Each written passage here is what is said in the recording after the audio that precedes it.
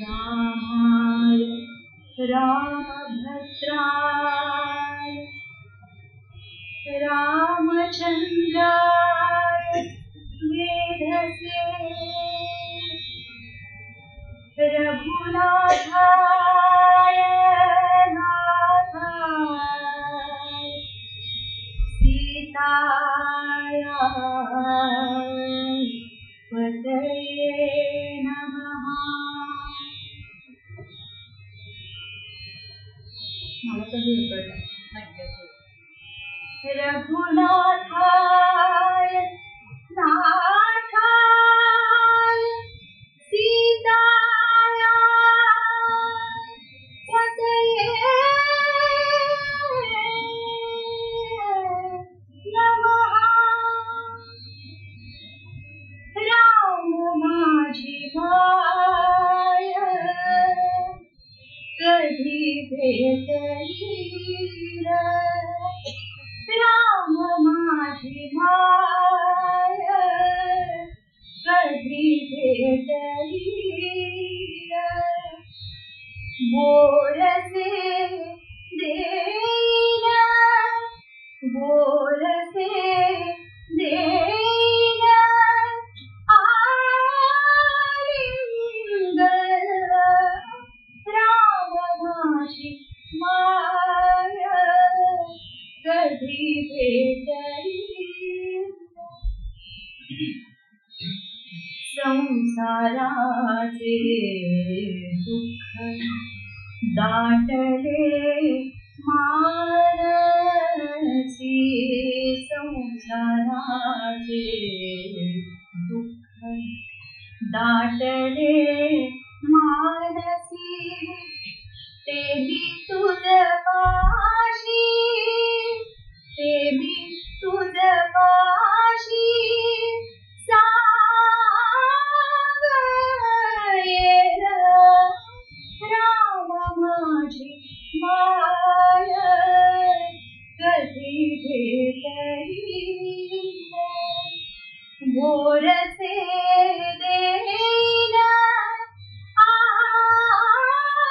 आलिंगन राम माझी माय कधी भेटली. उतावीळ चित्त उभारोनी दारे उतावीळ चित्त उभारोनी दारे रामदास पागे रामदास पागे वाट तुझी राम माझी माय कधी भेटली बोलसे देईन बोलसे देईन आलिंगन राम माझी माय कधी भेटली राम माझी माय राम माझी माय राम माझी माय कधी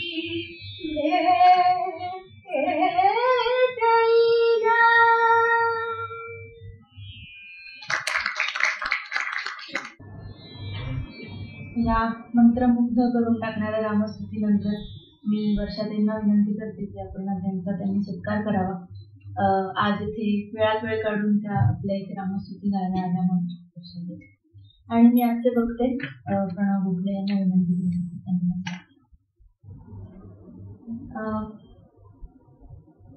प्रणव सरांची ओळख मी म्हणजे आता जवळपास 5व्यांदा याच मंचावरती करून देते आहे.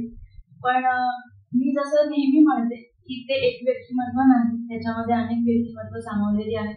त्यामुळे कीर्तनकार प्रणव गोखले आपल्याला माहिती आहे.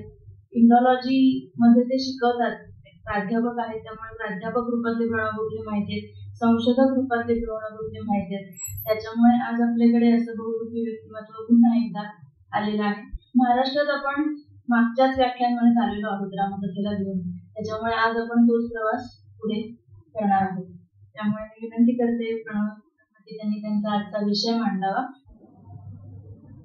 रामाय रामभद्राय रामचंद्राय वेदसे रघुनाथाय नाथाय सीताया पदवी नमस्ते. आपण मागच्या बहुरूपी रामकथेच्या सत्रांपासून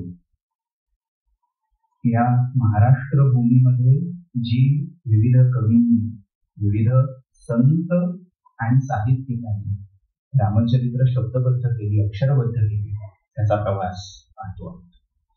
मागचं थोडं सिंहावलोकन सभेमध्ये करणं आवश्यक आहे, कारण महाराष्ट्र भूमीतली रामकथा म्हणताना कोणकोणत्या कथा या महाराष्ट्र भूमीमध्ये सांगितल्या गेल्या ते पाहणं आवश्यक आहे. आपण मागच्या वेळी संतांच्या गाथांमध्ये आलेली ही रामचरित्र पाहिली. मग नामदेव महाराजांचं असेल, तुकाराम महाराजांची गाथा असेल, ज्ञानोबांच्या गाथेमध्ये रामनामाचे संदर्भ असतील, किंवा अगदी माधवदासांची उत्कट साधुनी शिळा सेतू बांधुनी लिंग देह लंका पुरवित महसुनी हे रूपकात्मक रामाची आरती, ज्याला निजबोध हा रामा म्हणून त्याने संबोधलं, ती आपण पाहिली. दुसरा टप्पा होता नाथांचं भावार्थ रामायण, रामायणाचा भावगत पंच हा नाथ महाराजांनी तिथे मांडलेला होता. आणि तिसऱ्या दिवशी आपण श्रीधर स्वामींचा रामविजय याचा अगदी लावता आढावा घेतला. आता कालक्रमाने जर विचार केला तर इसवी सनाच्या 12व्या शतकापासून पुढे हा सगळा मराठीतला रामकथेचा प्रपंच साकार झालेला आपल्याला दिसतो. 12व्या शतकापासून हा प्रवास अगदी 18व्या 19व्या शतकापर्यंत आणता येतो. पण त्याचा सगळ्यात महत्वाचा टप्पा हा इसवी सनाच्या 17व्या आणि 18व्या शतकामध्ये साकार झाला. आतापर्यंत रामचरित्र जे मराठीत सांगितलं गेलं होतं, म्हणजे जे मी मागच्या कालपटातल्या मागच्या कवींच्या साहित्यिक दृष्टिकोनातून बोलतोय, ते भक्तिप्रधान असं चरित्र होतं, ज्याच्यामध्ये भगवान विष्णूंच्या दशावतारांपैकी एक राम आणि मग त्याचं लीळा चरित्र एवढा हा प्रवास तिथे सांगितला गेला. त्यामुळे त्याच्यात रामाच्या पराक्रमापेक्षा रामाचं अतिमानवी असणं, अलौकिक असणं किंवा परमात्म रूप असणं हे अपेक्षित होतं, ते केंद्रवर्ती फोकस. पण आता या सगळ्याच भारतवर्षावर जी परकीय आक्रमण सुरू झाली आणि त्या परकीय आक्रमणातून विचित्र अशी सामाजिक परिस्थिती पेचाची निर्माण झाली. आतापर्यंतची आक्रमण ही केवळ राजकीय आणि ज्याला राज्य विस्ताराचं धोरण पाठीशी आहे या प्रयोजनातून, त्या धोरणातून केली गेलेली होती. त्यामुळे त्याच्यात राज्य सत्ता स्थापन करणं, आपला झेंडा त्या किल्ल्यावर बदलणं एवढाच महत्वाचा भाग त्या आक्रमणात होता. पण आता ही आक्रमणं अशा विकृत रूपात व्हायला लागली की हळूहळू धर्मामध्ये, संस्कृतीमध्ये, जनमानसाच्या साहित्यामध्ये परकीय भाषा, परकीय कथा, परकीय विचार, परकीय दर्शन, परकीय सिद्धांत यांचा हळूहळू चंचू प्रवेश सुरू झाला. आता याच्याकडे बघायचे वेगवेगळे दृष्टिकोन अर्थात आहे, पण सूफी संप्रदायांनीही राम स्वीकारला. सूफी संप्रदायाने घेतलेला राम हा अर्थात नायक राम नव्हता, त्यांना आत्मा राम हा अधिक जवळचा होता. त्यामुळे ज्याची बायको पळवली गेली किंवा जो बायकोसाठी रडला, ज्याने एवढा सगळा सेतू बांधून पराक्रम केला, खटाटोप केला, तो राम सूफी किंवा सूफी प्रभाव असणाऱ्या वेगवेगळ्या संप्रदायांनी फक्त नावापुरता स्वीकारला. याचं सगळ्यात मोठं उत्तम उदाहरण म्हणजे कबीर संप्रदायाचा जो उत्तर इतिहास आहे. स्वतः संत कबीरांनी राम स्वीकारला आणि त्यांनी सगळाच्या सगळा राम स्वीकारला. कबीरांना मागच्या वेळी मी उद्धृत केला होता दोहा, की कबीरांना वारंवार विचारलं जायचं की तुम्ही काफरांच्या देवाची का उपासना करता. तर त्यांनी सांगितलं की काफिर हा मुळात शब्दच मला मान्य नाही. कुप्र म्हणजे आपल्या धर्माला, आपल्या ज्याला वैश्विक सत्य म्हटलेलं आहे त्याला ज्याचा विरोध आहे, त्या एका परविचारी परसैद्धांतिक संप्रदायाला, आचार विचार पद्धतीला अनुसरणं म्हणजे कुप्र, आणि ते करतात ते काफिर. त्यामुळे ज्याच्या बाबतीत सगळं विश्व हे आत्मरूप आहे, आत्ममय आहे, त्याच्या बाबतीत परधर्मी, परविचारी, परसंप्रदाय असं काही येत नाही. सीमारेषा पुसल्या जातात. म्हणून मला राम आवडतो. मग एक राम दशरथ का बेटा, एक राम दशरथ में बेटा, एक राम जगत पसारा, एक राम इन सबसे भरा, असे 4 राम त्यांनी सांगितले. मात्र नंतर हळूहळू या सांप्रदायिक धारणा इतक्या घट्ट आणि इतक्या संकुचित होत गेल्या की मग कबीरांना कौसल्येचा राम अपेक्षितच नव्हता असं म्हणण्यापर्यंत सांप्रदायिक मदत जायला लागली. त्यामुळे पुन्हा रामचरित्र हे बाजूला पडलं. सगळ्याचा गाभा आपली बहुरूपी रामकथा आहे.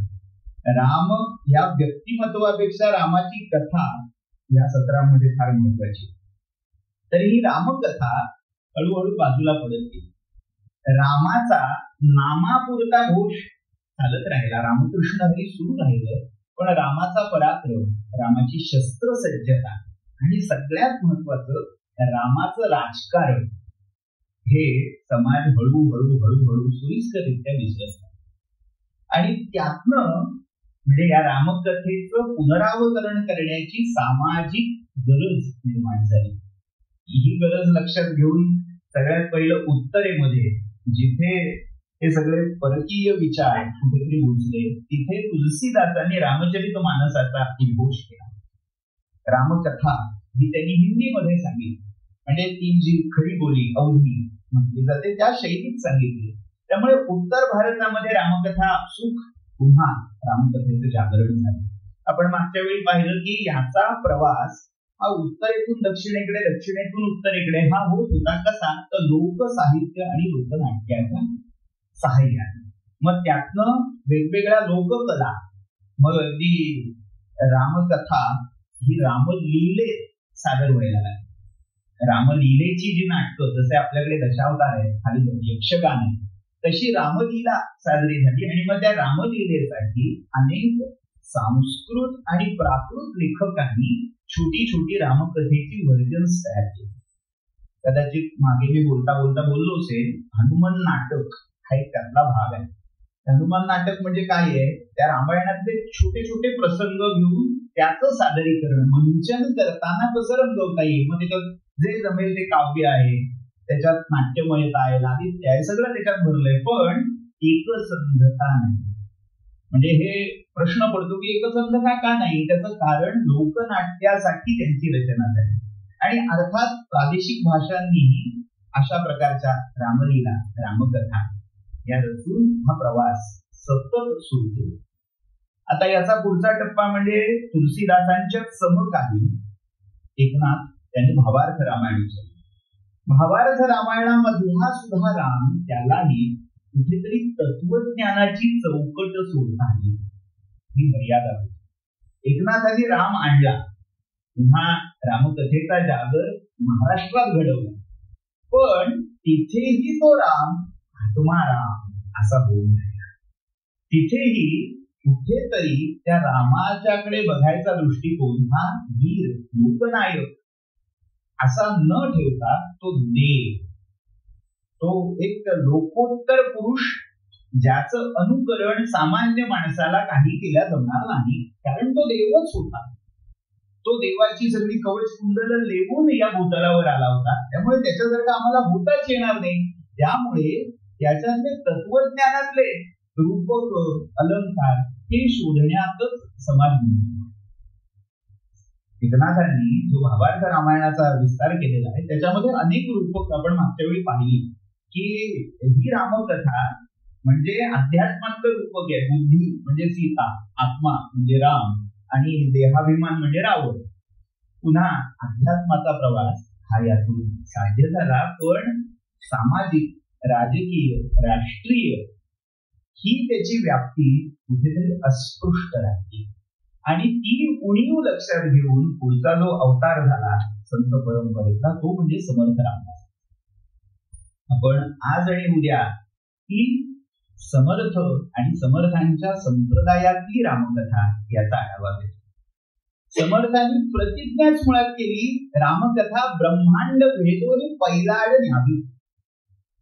ही रामकथा ब्रह्मांड भेदून पलीकडे न्यावी. आपले अगदी सुरुवातीचं सत्र जर आठवलं असेल तर आपण सुरुवात केली होती, चरितम रघुनाथस्य शतकोटी प्रविस्तरम एकैकम अक्षरम पुंसाम महापातकम. शतकोटी प्रविस्तर अशी ही रामकथा ही या ब्रह्मांडात आहे. पण समर्थांनी महत्वाकांक्षा काय बोलून दाखवली की ही ब्रह्मांड भेदोने पैलाडण्या, ब्रह्मांडाच्या पलीकडे मला न्यायची. आता ब्रह्मांडाच्या पलीकडे म्हणजे काय, थोडक्यात रामकथेचं ओत आणि प्रोत असणं हे समर्थांना अपेक्षित.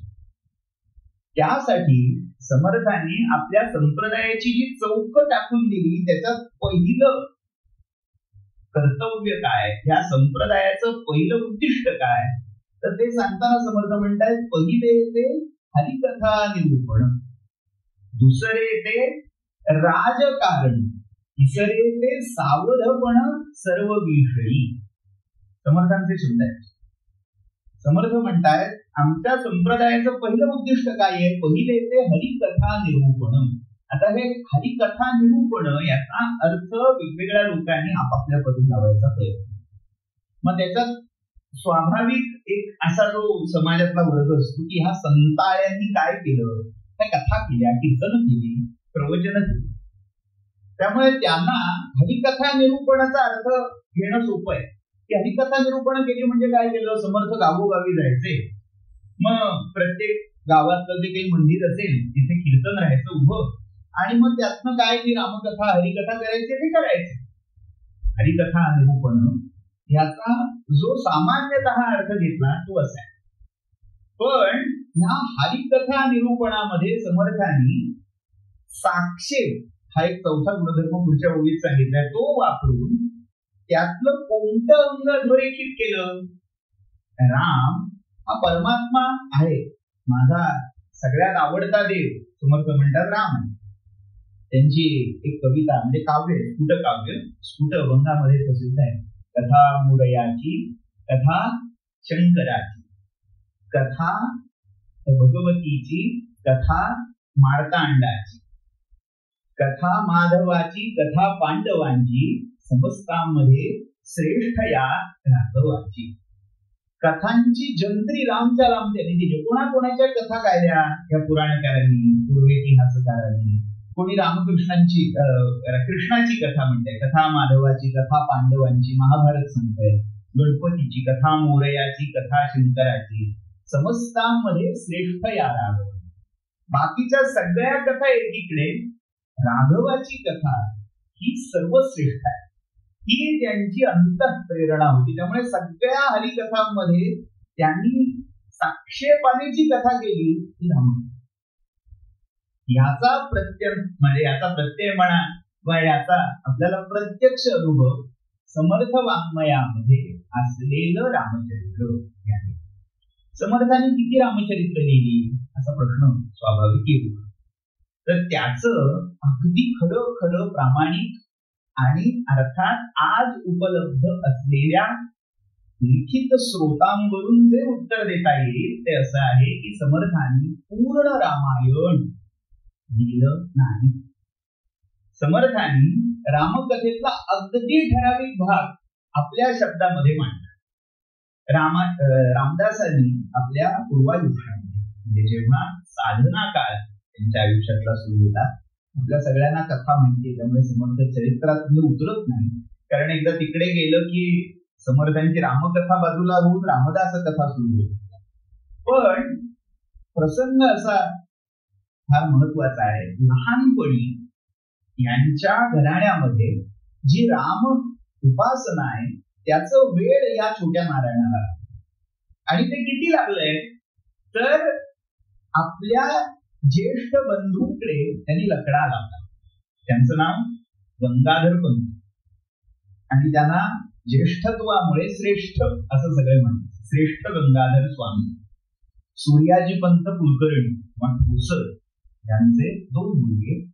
मोठा हा गंगेच्या म्हणजे दक्षिण गंगा गोदावरीचा नवसाने झाला. राणूबाईंनी गोदावरीला नवस केला होता की जर मला मुलगा झाला तर तुझ्यावरून नाव ठेवीन, आणि तसा मुलगा झाला. म्हणून गंगा गोदावरीला आजही गोदावरीच्या काठीवर सगळे गंगा म्हणतात, आपण गोदावरी म्हणतो. ती गौतमी गंगा आहे, दक्षिण गंगा आहे. त्यामुळे नाव ठेवताना तिच्या नावावरून गंगाधर असं ठेवलं. तर हे आध्यात्मिक अधिकारी होते, आणि जवळजवळ कितीतरी म्हणजे त्या भोसरांच्या 8हून अधिक पिढ्या, म्हणजे काही ठिकाणी 42 कुळांचा उल्लेख आहे. हा अतिरंजित वाटू शकतो काहींना. काहींच्या सनावळ्यांमध्ये एकूण 7 पुरुष आधी राम उपासना सुरू होती असा, म्हणजे समर्थ 8वे असा उल्लेख. काही ठिकाणी जो उल्लेख आहे तो 21 पिढ्यांचा आहे. आता ही सगळी संख्या बाजूला ठेवून अनेक पिढ्या राम उपासना सुरू होती, आणि या राम उपासनेचा जो दीक्षा भाग होता तो देण्याचा अधिकार या ठोसर घराण्यात. आजही रामदास दीक्षा जी म्हटली जाते ती दीक्षा ही 2 प्रकारची आहे. एक गृहस्थाची दीक्षा आणि एक ब्रह्मचार्याची, नैष्ठिक ब्रह्मचर्याची दीक्षा. त्याची जी गृहस्थाश्रमातली दीक्षा आहे ती गंगाधर स्वामींच्या वंशामध्ये दिली जात असते, आणि ते अनेकांना हा मंत्र देत होते. आणि आपला मोठा भाऊ लोकांना मंत्रोपदेश करतो, मला का नाही असा प्रश्न यांना पडला. की लकडा लावला की मला मंत्र द्या. आता मोठा भाऊ म्हटल्यावर स्वाभाविक आपल्या छोट्या भावाकडे एक असा याला काय करतंय, अजून लहान आहे, हा जो दृष्टिकोन असतो तसा त्यांच्याही बाबतीत होता. त्यामुळे तू अजून लहान आहेस, मोठा झाला की बघ असं वारंवार उत्तर श्रेष्ठांनी त्यांना देऊन ठेवलं. आता या लहानग्या नारायणाने ते इतकं पक्क घेतलं की काही झालं तरी मी रामाचा मंत्र घेणार, मला दुसऱ्या कोणाचा मंत्र नको. आणि जर रामाचा मंत्र घ्यायचा असेल तर मार्गदर्शक एक मारुतीशिवाय दुसरं कोणी नाही. म्हणून मारुतीच्या देवळात जाऊन धरणं. घरात इकडे शोधाशोध सुरू होती. 7 दिवस चक्री उपास अखंड निराहार राहून मारुतीच्या देवळात धरणं धरून बसले. आणि 7व्या दिवशी रात्री असं वर्णन आहे की मारुतीला खरंच एका अर्ध जागृत अवस्थेमध्ये, म्हणजे तंद्री लागलेली होती यांची. उपासामुळे क्षीण झालेले, ना धड झोप ना धड जागृती, अशा मधल्या अवस्थेत हनुमंत आले आणि चल म्हणाले तुला भेटायला कोणीतरी पाहुणे आले. आणि ज्यांच्या समोर नेलं तर राजपुती पोशाखामध्ये 4 दिव्य असे पुरुष आणि 5वी अतिशय रूपवती सौंदर्यवती स्त्री अशी त्यांना दिसली. ते रामदर्शन तिथे घडलं, आणि त्या रामाकडून त्यांना 5 गोष्टी प्रसाद म्हणून मिळाल्या. त्या 5 गोष्टी कुठल्या कुठल्या तर एक 13 रामनाम, जो उघडा मंत्र श्रीराम म्हणून प्रसिद्ध झाला. दुसरं हुरमुजी वस्त्र. आता जो हुरमुजी रंग आहे ना हा भगवान आहे. म्हणजे गल्लत काय होते हुरमुजी म्हणजे भगव, आणि मग समर्थांचं चित्र काढताना भगव्या वस्त्रात त्यांना दाखवलं जातं. तो भगवा वर्णन आहे. भगव्याचं खरं वर्णन जे सांगतात म्हणजे जे संन्याशांनी भगवं घालणं अपेक्षित आहे ते कषाय, काषाय किंवा कषाय, म्हणजे जो विटकरी रंगाचा आहे. काव जशी लावलेली असते, कावेचा रंग तसा असेल, कारण दुसरा कोणताही रंग ना वस्त्रावर ना वृत्ती चढू द्यायचा. एकदा काव लागली की दुसरा रंग त्याच्यावर उठत नाही. त्यामुळे ती वृत्ती व्हावी, कषाय वृत्ती, यासाठी तो रंग कषाय सांगितला. पण समर्थांना जो दिलेला रंग आहे तो हुरमुजी म्हणजे भगव्याची दुसरी शेड, जी अगदी ताजं रसरशीत संत्र असावं, संत्र्याची कांती डोळ्यासमोर आहे, किंवा उगवत्या सूर्यातली जी लालिमा आहे ज्याच्यामध्ये डलनेस नाही. काषाय मध्ये एक डलनेस आहे, विटलेलं आहे. वैराग्य आहे, पण यामध्ये वैराग्य नाहीये, प्रभा आहे. आणि प्रभात होणारी जणू काही महाराष्ट्र क्षितिजावरची नवी पहाट रामरायांनी या गुरुजी वस्त्राच्या रूपाने समर्थांच्या अंगावर, कारण विश्वास होता की पहाट व्हायची की याच्या माध्यमातून होणार आहे, म्हणून ते गुरुजी वस्त्र दिलं. तिसरा दिला बाण. आता बाणचा बऱ्याच जणांनी अर्थ, अगदी चरित्रामध्ये सुद्धा गुरुजी समर्थांची चरित्र आहेत आणि सचित्र चरित्र आहे, तर त्याच्यामध्ये असा बाण प्रसाद म्हणून हातात दाखवला जातो. बाण त्याला म्हणत नाही, बाण म्हणजे बाणलिंग, की नर्मदेत जे गुळगुळीत असे लंबगोल आकृती बाण म्हणजे त्याला लिंग म्हणतात, ते मिळतात. त्या स्वरूपाचा राम बाण. गंडकी नदीमध्ये लांबुडके असे दगड मिळतात, त्यातलं जर चक्र असेल तर तो शालिग्राम होतो, आणि ज्याच्यावर चक्र नाही पण असा लांबुडका आकार असेल तर त्याला रामबाण किंवा रामशिळा म्हटलं जातं. उत्तर भारतामध्ये एक रामायत नावाचा संप्रदाय जो रामानंदांपासून पुढे प्रचलित झाला. या रामायत संप्रदायामध्ये पूजेसाठी हे रामबाण ठेवले जातात. म्हणजे कुठेतरी समर्थांच्या संप्रदायामध्ये हा उत्तरेचा असा संबंध आपल्याला दिसतो. रामबाण दिला. 3 गोष्टी झाल्या. चौथी जी गोष्ट दिली ती दिली मेखला. मेखला याचा अर्थ कटिबंध. कटिबंध कशासाठी, तर आता तुला कंबर कसायची, पुढे जे महत्कार्य हातून घडायचं होतं त्यासाठी बद्ध परिकर होणं आवश्यक आहे, यासाठी मेखला दिली. आणि शेवटी दिली कौपीन. म्हणजे आता तुला काय आहे की कौपीन नेसून घराबाहेर पडायचंय, हे सगळं भाकीत त्यातून दिलं गेलं. त्यांच्या मते कौपीनच्या ऐवजी भिक्षेची झोळी दिली, आणि ती झोळी पुढे मग कायम समर्थ वापरत असते. तर असं हे रामभक्तीकडे जे कललेलं मन होतं ते हळूहळू हळूहळू संसारापेक्षा रामभक्तीकडे लागायला लागलं. आणि संसारात न पडता मला राम भेटायला पाहिजे, मला रामाचं साक्षात दर्शन झालं पाहिजे, हा ध्यास त्यांनी घेतला. एकदा झालं होतं दर्शन, ती झलक होती. आता तो साक्षात्कार, ते प्रत्यक्ष रूप मला कायम डोळ्यासमोर राहिलं पाहिजे. रामाचे भजन त्याची माझे ध्यान, तेणे समाधान पावतिले.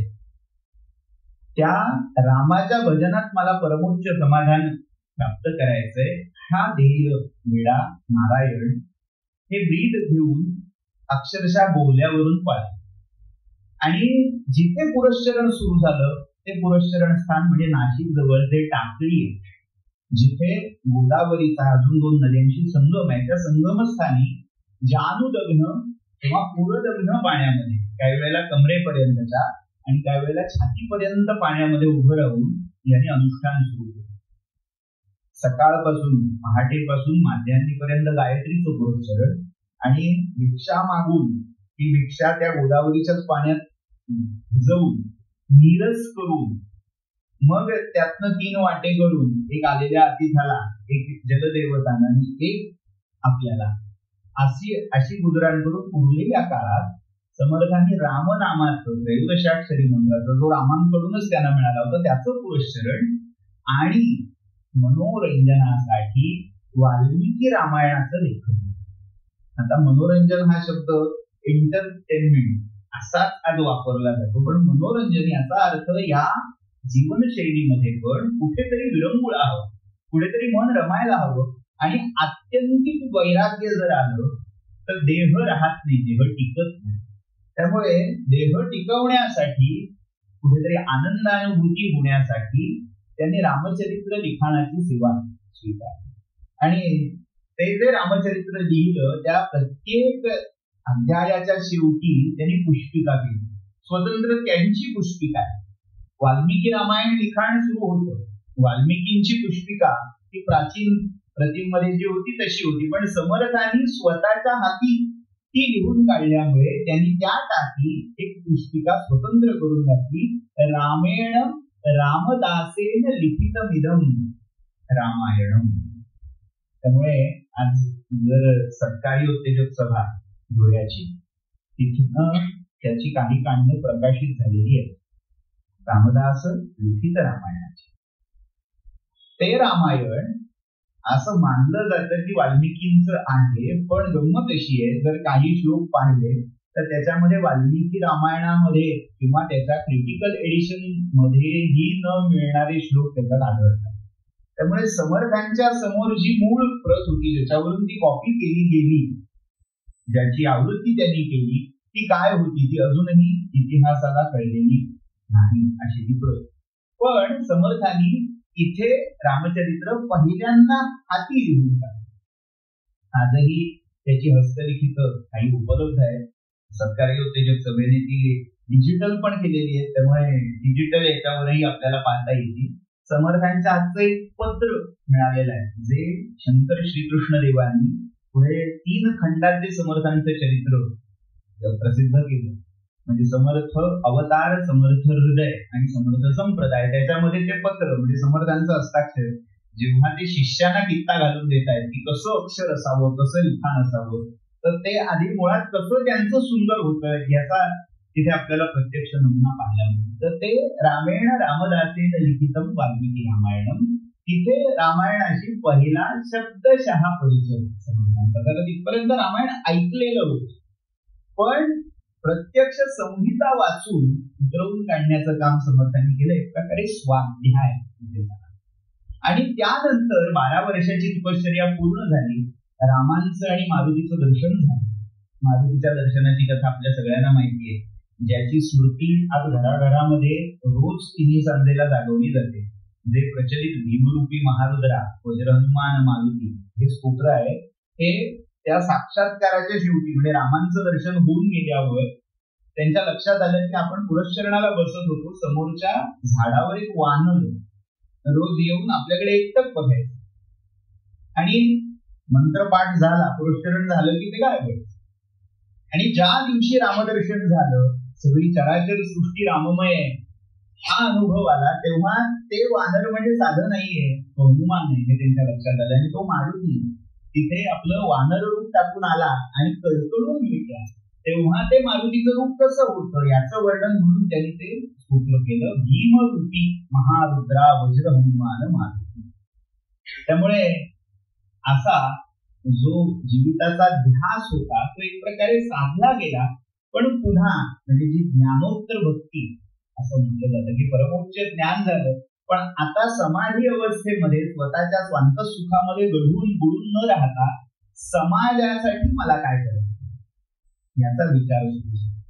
म्हणजे याला एकदा त्या शिखरावर पोहोचलं की पुन्हा खालच्यांना शिखरावर आणण्यासाठी उतरणीला लागणं, जे अगदी गौतम बुद्धांच्याही चरित्रात आहे की जिथपर्यंत निर्वाण बाकीच्यांना उपलब्ध करून देणार नाही तिथपर्यंत निर्वाणात प्रवेश करणार नाही असं म्हणून ते खाली आले. तसं समर्थांनी हा जो आत्मबोध, हा जो आत्माराम मला भेटला, मला साक्षात्कार ज्याचा मिळाला, तो आत्माराम सामान्यातील सामान्य जीवाला पण भेटला पाहिजे, तो रामरूप झाला पाहिजे या ध्यासाने आता ते पुन्हा झपाटले. आणि ज्यांच्यासाठी हा साक्षेप मांडायचा आहे तो समाज, ते समाज जीवन कसं आहे याची जवळून परीक्षा करण्यासाठी समर्थ तीर्थयात्रेत दासबोधामध्ये जनस्वभाव गोसावी हे जे वर्णन आहे ते सगळं ह्या गोसाव्याचं म्हणजे आत्मचरित्र आहे. तसं जनजीवन पाहत पाहत दक्षिणेपासून अगदी बद्रीनाथापर्यंत, बद्रिकाश्रमापर्यंत समर्थ गेले. आणि या सगळ्या प्रवासामध्ये आसमानी सुलतानीची जी संकट भारतभूमीवर ओढवलेली होती, ठाई ठाई, म्हणजे मी शब्द आता वापरत नाही कारण इतकं भयानक दारक वर्णन समाज जीवनातल्या विशेषतः स्त्रियांचं, स्त्रियांवर होणाऱ्या अत्याचारांचं समर्थाने केलंय की आता या धर्माच्या ठाई कोणी वादी राहिला नाही, कोणी तारणहार राहिला नाही असं मानूनच की काय समाज हळूहळू धर्मांतरणाच्या त्या दाढेमध्ये समावायला लागला. आणि हे धर्मांतरण आणि सगळ्यात महत्वाचं केवळ धर्म संप्रदाय बदलून थांबायचं नाहीये, तर ही जी संस्कृती ही जी उदात्त विचारधारा जी वसुदैव कुटुंबकम मानणारी आहे ती टिकायला हवी असेल तर या विचारधारेला कुठेतरी पायमल्ली झाली पाहिजे, कुठेतरी त्याला रोखलं गेलं पाहिजे, हे समर्थांच्या लक्षात आलं. आणि ते रोखण्यासाठी पुन्हा त्यांचं आराध्य दैवत आणि त्याचं चरित्र समर्थानं मार्गदर्शन केलं. तिथे अन्य कुठल्याही देवतेचं, कृष्णाचंही चरित्र त्यांनी एक वेळ बाजूला ठेवलं. त्यांनी मांडलं ते रामचरित्र. कारण रामचरित्रातले सगळ्यात महत्वाचे 3 गुण. एक, कुठेही धर्माची चौकट न ओलांडणे, अत्यंत मर्यादाशील असा धर्म सांभाळणे. दुसरं, हे करत असताना राजकारणाची हयगय नव्हतं. आता गंमत काय आहे, आपल्याला रामाचं जे चरित्र माहिती असतं, वर्षानुवर्ष आपण जे ऐकत असतो, त्याच्यामध्ये राम हा उदात्त चारित्र्यवान असा नायक म्हणून दाखवलेला. पण ते असून देखील रामचरित्रामध्ये अनेक राजकारणातली इतकी बेमालूम ठिकाणं दडलेली आहेत की आपल्या बरेच वेळा ते लक्षातही आलेलं नसतं. कदाचित काहींच्या मनातली प्रतिमा भग्न होऊ शकेल, प्रतिमा भंजन होऊ शकेल. त्यामुळे आधीच क्षमा माग. हे मी सांगतोय याचा उद्देश राम कसा राजकारणी होता हे सांगणं निश्चित नाही. कारण राजकारणी ह्या शब्दाचा आज घेतला जाणारा अर्थ फार संकुचित. राजकारणी म्हणजे काय की म्हणजे जे काही वाईट आहे, स्वार्थाच्या सिद्धीसाठी वाटेल त्या पद्धतीने वाटेल त्या थराला जाऊन करणं हा राजकारणाचा आज झालेला अर्थ आहे. पण जो मुळात भारतीय संस्कृतीला अपेक्षित नाही. रामाचं चरित्र, राजकारणाचं चरित्र निश्चित आहे, पण त्या राजकारणी शब्दाचा अर्थ आपण जो घेतो तो नाही, हे लक्षात ठेवा. तर उदाहरणाची म्हणजे आता मी नुसता मुद्दा सोडून देत नाही, रामायणातली काही उदाहरण म्हणजे रामाची राजकारणातली दूरदृष्टी काय आहे. आता सगळ्यात महत्वाची गोष्ट एक रामचरित्रातल्या आक्षेप असं आपण म्हणतो. एक आक्षेप असा आहे, रामचरित्रातले काही आक्षेप आपल्या सगळ्यांनाच माहिती असते. कोणी मदत करू शकेल? हा, वालीचा वध. वालीचा वध का केला? पहिला आक्षेप. आणि त्याचा प्रतिवाद करताना लोकांनी असं एक मत मांडलं की वाली हा खरा पराक्रमी. सुग्रीवापेक्षा वालीचं पारडं जळून रावणाला त्याने बगलेत मारून 4 समुद्र फिरवून आणलेले. तर सीतेला सोडवण्यासाठी सुग्रीवापेक्षा रामाने जर वालीचा आश्रय केला असता, त्यांच्याशी तह करार काही केला असता तर बरं नसतं का झालं. त्याने रावणाला बोलावलं असतं. आणि तसं वाली म्हणतोय, वालीला जेव्हा बाण मारला आणि तो अंतिम शैलीवर तिथे पडलाय जमिनीवर, तेव्हा तो सांगतो, रामा तू मला काय बाण मारलास, हे कुठलं धर्मकर्म केलंस तू, मी काय तुझा अपराध केला होता वगैरे वगैरे. आणि त्याच्यात तो हे सांगतो की जर तुला सीताच सोडवायची होती तर या बिहाड सुग्रीवाच्या पाठी लागलास, माझ्याकडे आला असतास, मी एक भूपकार केला असता. आणि त्या भूपकारासरशी रावणाने घाबरून सीतेला माझ्याकडे आणून सुटलं. तर तू असं का केलंस असा आक्षेप. तर त्याचं उत्तर राजकारण. म्हणजे काय, सगळ्यात पहिली गोष्ट की जो राजा आहे, ज्याला स्वतःची सत्ता टिकवायची, एक छत्री एक हाती सत्ता ज्याला ठेवायची, त्याने आपल्यापेक्षा बलिष्ठ व्यक्तीचा आश्रय करून घे. हे राजकारणातलं पद्धत. म्हणजे काय, आपण जेव्हा आपल्यापेक्षा बळी व्यक्तीच्या कच्छपी लागतो, त्याची मदत घेतो, तेव्हा मिळणारी सत्ता किंवा तेव्हा मिळणारी कोणतीही गोष्ट, तेव्हा होणारी कोणतीही उपलब्धी, याच्यावर पहिला हक्क त्याचा असतो. म्हणजे जरी सीता सोडवलीस ती, ज्याने आपल्या धाकट्या भावाच्या बायकोलाही सोडलेलं नाही, तो काय करू शकला असता? बळी.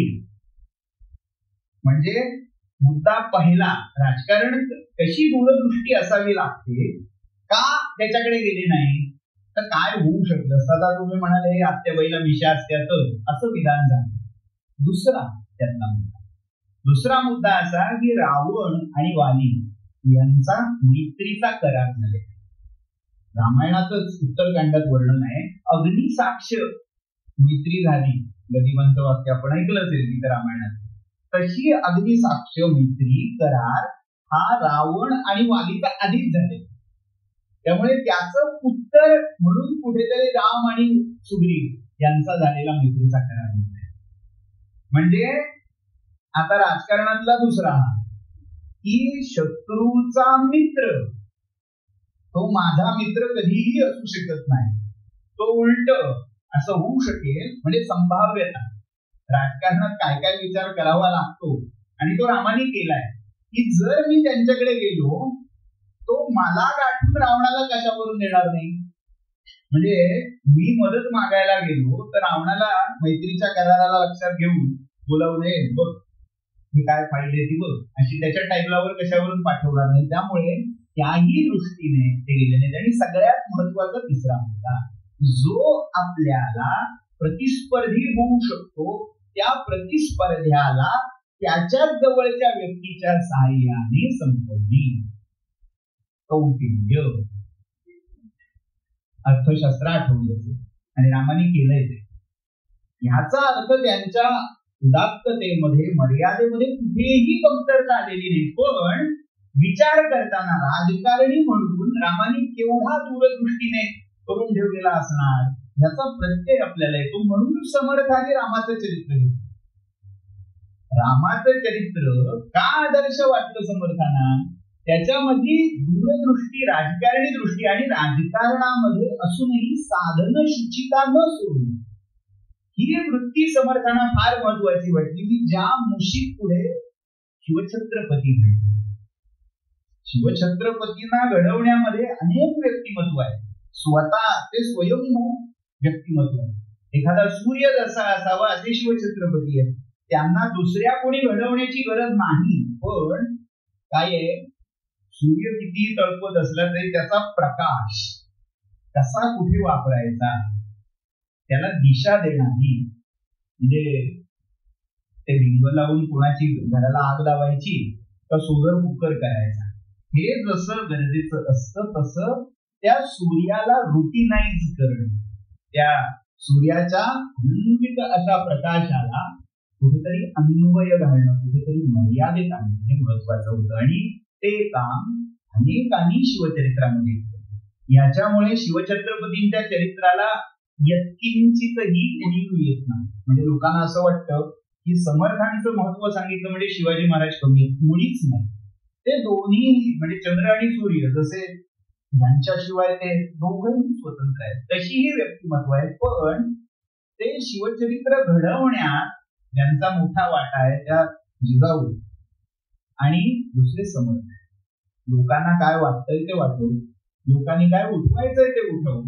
कदाचित उद्या पेपरामध्ये सुद्धा असं म्हणाले आणि त्याच्यात माझं आडनाव असं मोठं अधोरेखित करून नाही घालायला लागलो. जे काही करायचंय ते करू. हे इतिहासाने प्रमाणित केलेलं वास्तव आहे. त्याच्यामध्ये कुठेही अतिरंजितपणा नाही.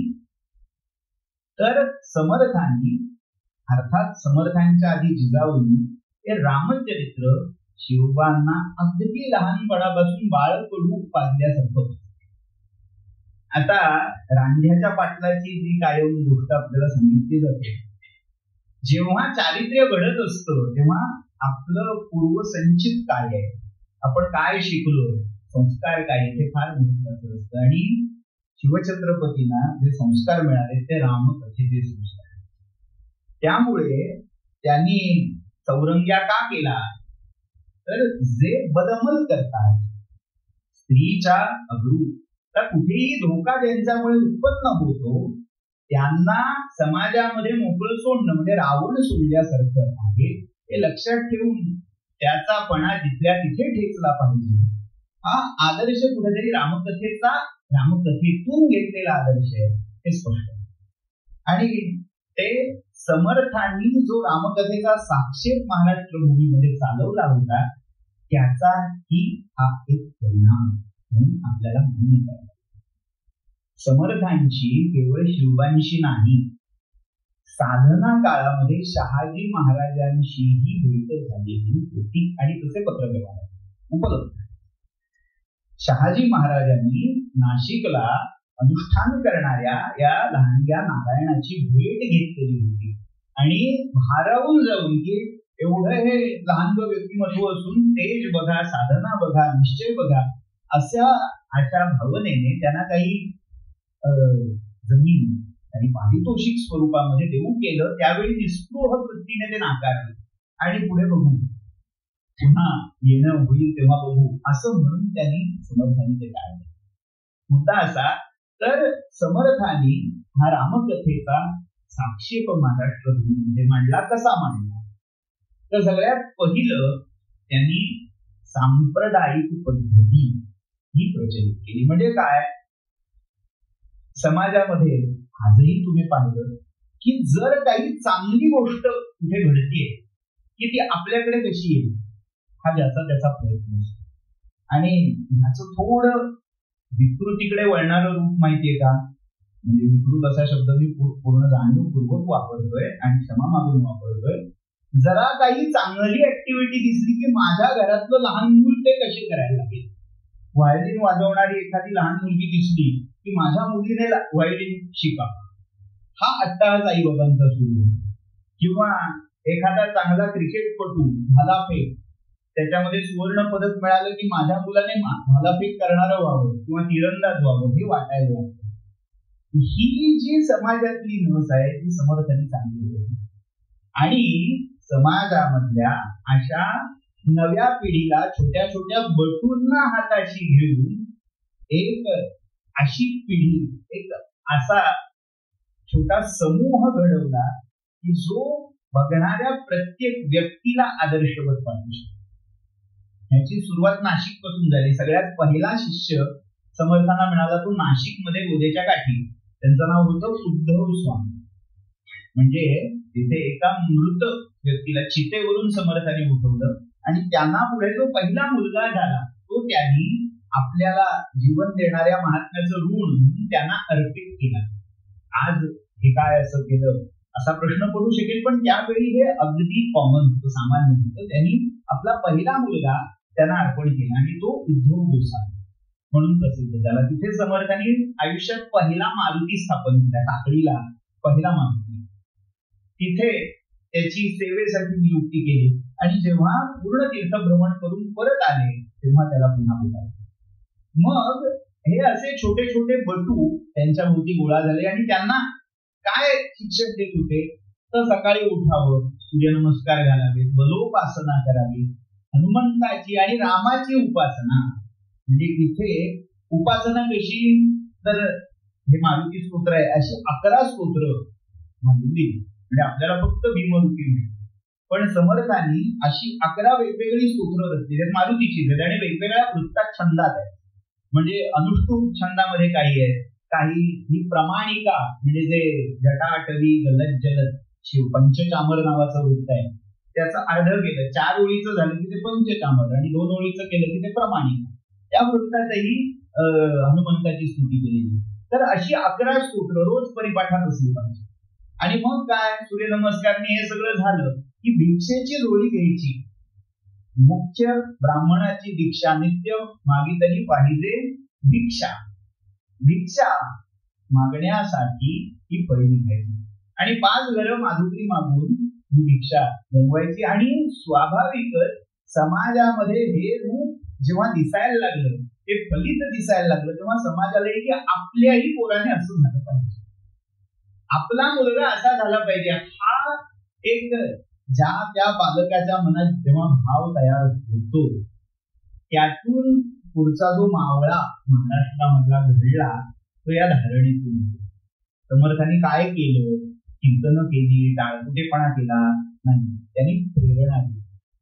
त्यांनी जी रामकथा हनुमत कथा चालवली आणि जी ही नवी पिढी ज्या पद्धतीने बलोपासनेच्या मुशीत घडवायला सुरुवात केली, त्यामुळे समाजामध्ये आमच्याही घरामध्ये असा रामदासी झाला पाहिजे ही अहमहमिका एक प्रकारे सुरू झाली. त्यामुळे समर्थांचा जिथे संचार सर्वाधिक झाला समर्थांचं म्हणजे आपण संतांची कार्यक्षेत्र दुर्दैवाने काय झालंय, आज सीमावाद प्रांतवाद इतका घालून घेतलाय की तिकडचे आमचे नाहीत, आमचे तिकडचे असा.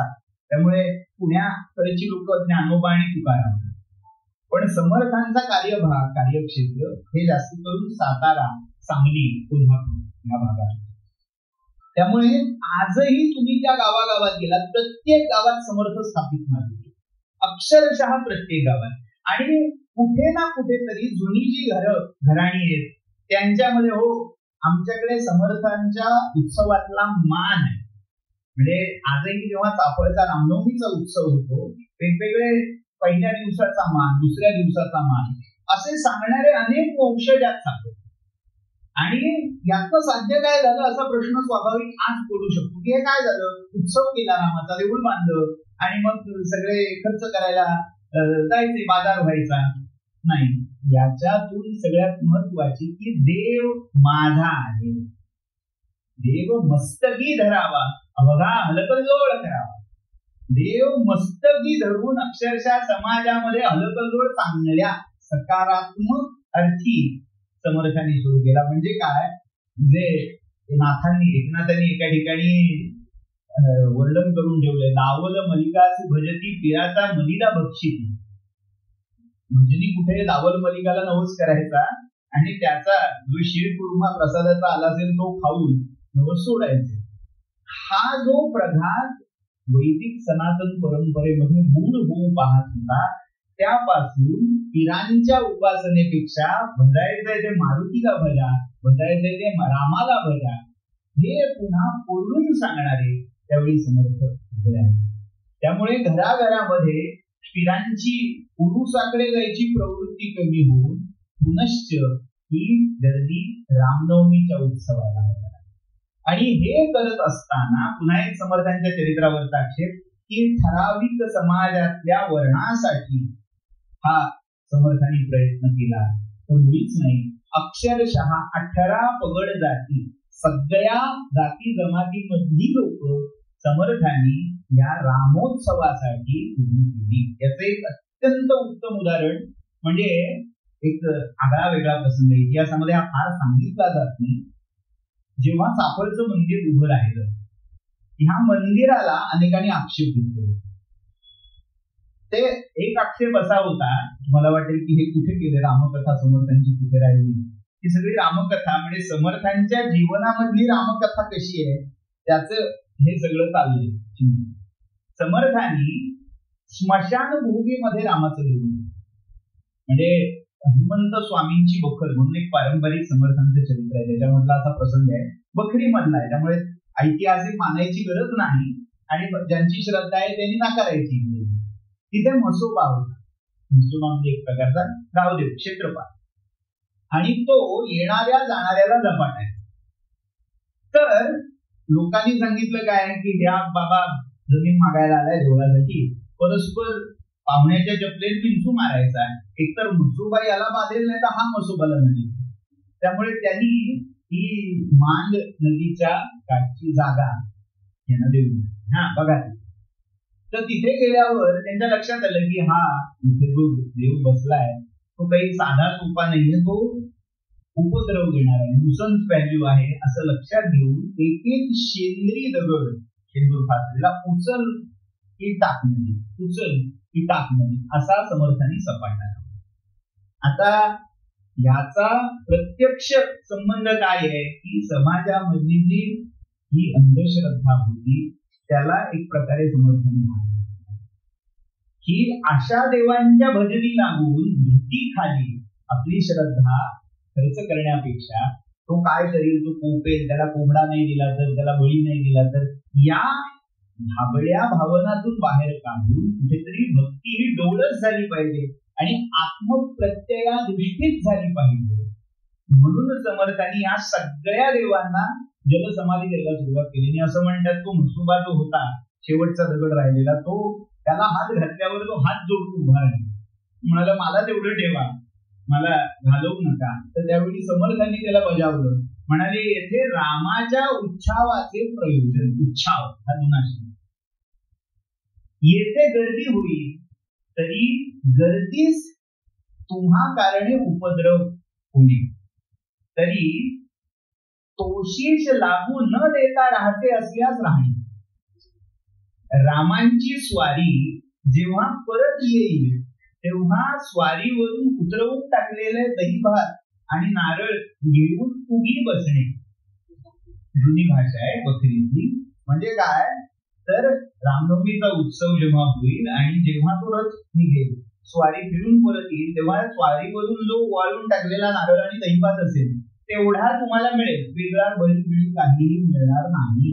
ते हवं असेल तर उगी बसायचं, गप्प बसायचं. आणि येणाऱ्या तीर्थ यात्रिकांना कुठल्याही प्रकारचा उपद्रव द्यायचा नाही. आणि ते म्हसोबा मानधनी आजही तिथे ते जांभूळवाडी म्हणून ठिकाण आहे, तिथे ते अजूनही म्हसोबाचं ठिकाण दाखवलं. मुद्दा हा आहे की समाजामध्ये सगळेच काही दावर मलिकाला भजत होते असं नाही. काही या क्षुद्र देवतांच्या उपासनेला लागल्यामुळे मूळच्या साधन शुचितेपासून दूर होत चालले, की बळी देणं किंवा कुठेतरी भक्ती ही जाणीवेतून न करता भीतीपोटी करणं, हे जे प्रकार होते ते कमी झाले पाहिजे. धर्म जागरण झालं पाहिजे आणि समाजात प्रचलित असलेली श्रद्धा भक्ती ही पूर्णपणे डोळस आत्मप्रत्ययनिष्ठ किंवा प्रेमापोटी, निखळ प्रेमापोटी असली पाहिजे. या जाणीवेतून समर्थाने हे सगळे झाले. आणि पुढे सगळ्या त्या प्रयत्नांना यश आलं, मंदिर उभं राहिलं. आता तिथे वाद म्हणजे एक अंगापूरकरांचा वाद, की त्यांना असं वाटेल की आपल्या गावातली मूर्ती त्यांनी इकडे आणली, त्यामुळे त्यांचा विरोध. दुसरे काही म्हणत की हे स्मशानच आहे, इथे देऊळ बांधलं, अमंगल आहे, वास्तुशास्त्राला धरून वगैरे वगैरे. आजची लोक काही पाळत. तर असा सगळा जनप्रवाद सुरू झाल्यामुळे तिथे कोणी पूजेला किंवा अन्य कोणत्याही क्रियेला जायला तयार नाही. आणि समर्थांनी एक नस ओळखली होती की प्रसाद ठेवला की सगळे येतात, म्हणून सहस्र भोजनाचा संकल्प होता. आणि सापळच्या मंदिरामध्ये सहस्र भोजन घातलं तर कोणी गेलं नाही. सापळच्या आजूबाजूच्या सगळ्या लोकांनी अक्षरशः त्याच्यावर बहिष्कार टाकला. तेव्हा समर्थांनी, गांधीजींनी ज्यांना हरिजन म्हटलं, पूर्वास्पृश्य असं ज्यांना म्हटलं जातं, त्या वाडीमध्ये जाऊन त्या लोकांना बोलावलं. त्यांना नुसतं जेवण म्हणजे प्रसाद घातला नाही, त्यांची प्रत्येकाची पाद्यपूजा आणि संभावना केली. प्रत्येकाला भुतरजोडी मुगळं असं देऊन त्यांची संभावना केली आणि बोलावलं. आणि नंतर जेव्हा गावाला जागाली की हे असं कसं केलं आणि जात विचारायला समर्थांना गेले, तेव्हा समर्थ म्हणाले माझे रामजानकी जेवून गेले, तृप्त झाला माझा आत्माला. हे सांगणारे समर्थ सहेतपणे बाजूला काढले जातात. असो, आपल्याला त्याच्या मागे जायचं नाहीये, पण हे सगळे करण्यामागची जी प्रेरणा आहे ती कुठनं मिळाली आहे? ही रामाकडून, रामकथेतून घेतलेली प्रेरणा आहे. त्यामुळे समर्थांच्या चरित्रातलं हे रामकथेचं सूत्र कुठेही बाजूला पडलेलं नाही. समर्थांनी जरी स्वतःची म्हणून अशी काव्यरचना दंड केली तरी त्याच्यात रामचरित्रातला ठराविक भागच. अगदी स्पष्ट सांगायचं झालं तर वाल्मिकी, मी सुरुवातीला जे विधान केलं, पूर्ण रामायण वाल्मिकी रामायण त्यांनी अनुवादित केलेलं नाही. जसं भावार्थ रामायण आहे की अथपासून इथपर्यंत नाथांनी ती रामकथा सांगितली, तशी रामकथा कुठेही समर्थांच्या आधी आणि किंवा एकनाथांच्या आधी सांगितली गेलेली नव्हती. एकनाथांनी सांगितली, एकनाथांनंतर काही कवी झाले, मुक्तेश्वरांचं रामायण मानलं जातं, किंवा अगदी वामन पंडितांनी म्हणजे जे समर्थांच्या समकालीन आहेत त्यांनीही रामचरित्रातली काही ठराविक आख्यान श्लोकबद्ध केली, पूर्ण रामचरित्र नाही केलं.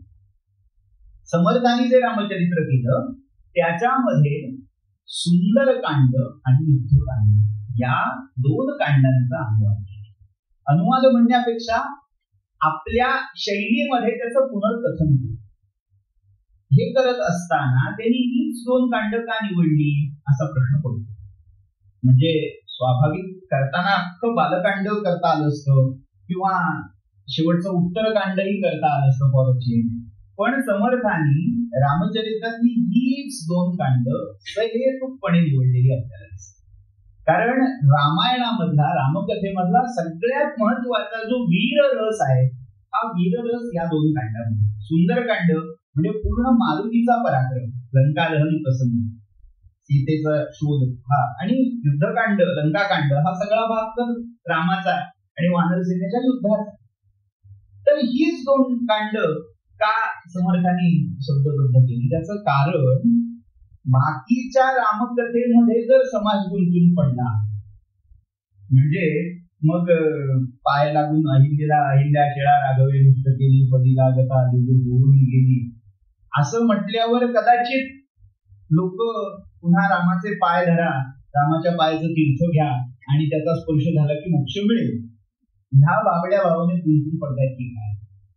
किंवा तो विष्णूचा अंश आहे, त्याचा यज्ञ केला की त्याच्या यज्ञातच त्याचा अवतार झाला, तसे यज्ञयाग करा आणि त्याला प्रसन्न करून घ्या, अशा धांगड कल्पनात न घेता जिथे त्या परमेश्वरालाही जमिनीवर येऊन आपली धर्मपत्नी सोडवण्यासाठी युद्ध करावं लागलं, संघर्ष करावा लागला, सगळ्या मानवी द्वंद्वांना प्रत्यक्ष अनुभवावं लागलं, ते रामाचं मानवी चरित्र त्यांनी सांगितलं. म्हणजे ज्याच्यात त्याचं अलौकिक दैवी चरित्र, ठीक आहे, समर्थांचं ते आराध्य इष्ट आहे, त्यामुळे समर्थ ते सांगायला विसरलेले नाहीत, पदोपदी सांगितलंय. महासंकटी सोडिले देवजेने, प्रतापे बळे आगळा सर्व गुणे, जया ते स्मरे शैलजा शूलपाणी, उपेक्षी कदा रामदासाभिमानी. म्हणजे मोठ्या मोठ्या देवांना ज्याने मुक्त केलं, मुक्तीदाता आहे देवांचा, म्हणजे देवांचाही देव ऐसा हा राघव, असं सगळं सांगितलं असलं तरीही मांडताना त्याचं मानवी चरित्र मांडलं. जो पराक्रम सांगितला मारुतीचा आणि रामाचा पराक्रम सांगितला. म्हणून ती सुंदरकांड आणि लंकाकांड या 2 बृहद रचना समर्थ वाङ्मयामध्ये आपल्याला दिसतात. या सगळ्या श्लोकबद्ध रचना आहेत. ओवी छंद समर्थांनी सहेतुक टाकलाय. म्हणजे गंमत काय आहे, प्रत्येक छंदाचं आपलं एक वैशिष्ट्य. आपल्याकडे ह्याचा खूप सूक्ष्म विचार अगदी प्राचीन वैदिक काळापासून झालेला आहे. म्हणजे पिंगलाचार्यांनी कोणता रसाची निष्पत्ती व्हावी यासाठी कोणतं वृत्त वापरावं, कोणता छंद वापरावा याचे संकेत दिलेले आहेत छंदसूत्रामध्ये. तसं समर्थांनी ओवी सहेतुक टाळली. आता प्रश्न की ओवीत काय अडचण आहे? ओवी सोपी आहे. ओवी हा जुन्या मराठीतला मुक्तछंद आहे असं म्हणायला हरकत नाही. मग असं असताना समर्थांनी ओवी का घेतली नसावी? ज्ञानोबांनी ओवी घेतली, तुकोबांनीही ओवी अभंग घेतले, जवळजवळ नाथांनी, म्हणजे नाथांचा मोठा आदर्श, मोठा प्रभाव रामदासांवर. असं असूनही तिथे दासबोध त्यांनी ओवीबद्ध रचला, पण रामचरित्र लिहिताना त्यांनी ओवीबद्ध रचना केली. त्याचं सगळ्यात महत्वाचं कारण म्हणजे एक, त्यांना रामकथेमधली गती अपेक्षित. ओवी हे मंद संथगामी वृत्त आहे. म्हणजे मंदाकिनी जशी मंद मंद वाहते तशी मंदाकिनी त्यांना अपेक्षित नाहीये. त्यांना बदरिकाश्रमी जशी ती अलकनंदा खळाळत वाहते, जिच्या हातात हात घातला तरी हातासकट तुम्हाला ओढून नेईल इतकं बळ आहे, असं बळ ज्या वृत्तात आहे भुजंग प्रयात, ते भुजंग प्रयात वृत्त किंवा तत्सदृश छंद घेतला. समर्थांनी अनेक ठिकाणी छंद वृत्त अक्षरशः धाब्यावर बसवलेली आहे, हे मी जाणीवपूर्वक म्हणतो. आणि ह्याचा अर्थ समर्थांची काव्यकला कमी प्रतीची आहे असं मुळीच नाही. म्हणजे होतं काय, बरेच वेळा वामन पंडित, मोरोपंत किंवा असे पंडिती थाटाचे कवी त्यांची काव्य वाचल्यावर मग ह्रस्वदीर्घ, काना मात्रा, शब्द, अक्षर ही कमी पडल्यावर ओढाताण होते. मग लोक अरे नाही छंद गेला. म्हणजे अगदी मनाच्या श्लोकांच्याही बाबतीत अनेक ठिकाणी आपल्याला म्हणता म्हणता कुठेतरी ड्रॉप झाल्याचा जाणवतो. आणि मग नाही, इथे नाही, भुजंग प्रयात यकार येते भुजंग प्रयात नाही लक्षण दिसत. त्याचं कारण आहे समर्थांची जी शैली आहे ती एखाद्या धबाबा मृतती धारा, समर्थांनी त्या शिवथरघरच्या धबधब्याचं वर्णन केलंय, अक्षरशः त्या धबधब्यासारखी आहे. हे धबधब्याला असं सांगितलं नाही बाबा फक्त एकच धार एवढीच मोठीच त्या दगडावर पडेल अशा बेतानी पड, धबधब्याला जमणार. तसं समर्थांनी रामचरित्र वर्णन करताना त्यातला वेग, त्यातला ओज गुण ह्याला प्राधान्य दिलं. त्यामुळे कुठेही मग मारुती निघाला मग असं तसं नाही, ज्या गतीने समर्थांची रामकथा पुढे जाते म्हणेपर्यंत, म्हणून ती समर्थांची मारुतीची आरती आला गेला आला बहुता कामाला वानर घटका घटका लावून या गेला, जय देव जय जय बोल भीमा आरती वाढून सुंदर गुणती. म्हणजे ओज आणि गती किती त्या व्यक्तीच्या वाणीतही बोललेली होती आणि ती वाणी सुंदर होती, कारण भक्तीत अखंड जो साक्षेप मांडलेला होता. समाजाला जे चक्र त्या परचक्रामध्ये गुंतून पडलं होतं त्याला गती देण्यासाठीच ते आले होते. त्यामुळे तो गती हा त्यांच्या व्यक्तिमत्वाचा अविभाज्य भाग होता आणि तो त्यांच्या काव्यकलेमध्ये अवतरलेला होता. त्यामुळे ही जी दोन रामायणातली कांड आपल्याला साकार झालेली दिसतात ही या तेज ओज गती गुणांनी संपूर्ण आहे.